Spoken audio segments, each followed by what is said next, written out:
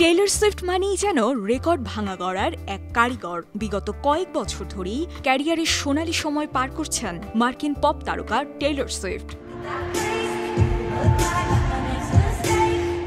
এই গায়িকার গানই শুধু রেকর্ড করছে না, তার উপস্থিতিও করছে একের পর এক রেকর্ড। সুইফটের কনসার্টে যেমন সম্মানের রেকর্ড আছে, তেমনি আছে ভয়েরও। গেল বছর টেইলর সুইফটের কনসার্টে উপস্থিত মানুষের সংখ্যা এবং তাদের উন্মাদনায় রীতিমতো ভূমিকম্পের মতো হয়ে যায়।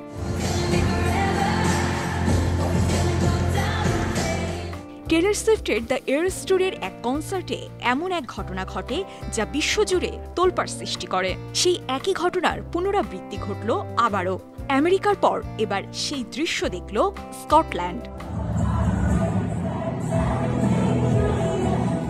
কনসার্টের 7 দিন পর জানা গেল টেইলরের শোয়ের জন্যই ভূমিকম্পের মতো অবস্থা হয়ে গিয়েছিল স্কটল্যান্ডে।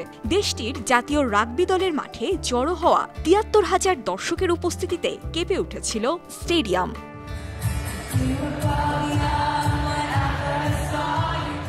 ব্রিটিশ সংবাদ মাধ্যম বিবিসি জানিয়েছে, স্কটল্যান্ডের এডিনবার্গে দর্শকের নাচানাচির কারণে ভূপৃষ্ঠ সর্বোচ্চ ২৩.৪ ন্যানোমিটার সরে যায়। পরের দিন শনিবার ২২.৮ এবং রোববার রাতে ২৩.৩ ন্যানোমিটার সরে যায় মাটি। এর আগে ২০২৩ সালের জুলাইয়ে যুক্তরাষ্ট্রের লস অ্যাঞ্জেলেসের সিয়াটলে একই রকম ঘটনা ঘটেছিল। ওই দিন দর্শকরা এতটাই উদ্যম ছিল যে সেখানে ২.৩ মাত্রার সমান ভূমিকম্পের মতো অনুভূত হয়। তবে টেইলর ভক্তরা বিষয়টিকে আর্থকোয়ার্ক অর্থাৎ ভূমিকম্প বলছেন না, তারা নাম দিয়েছেন সুইফটকোয়ার্ক। ভক্তদের এমন মন মানসিকতায় স্পষ্ট হয় তিনি কোন মাপের শিল্পী।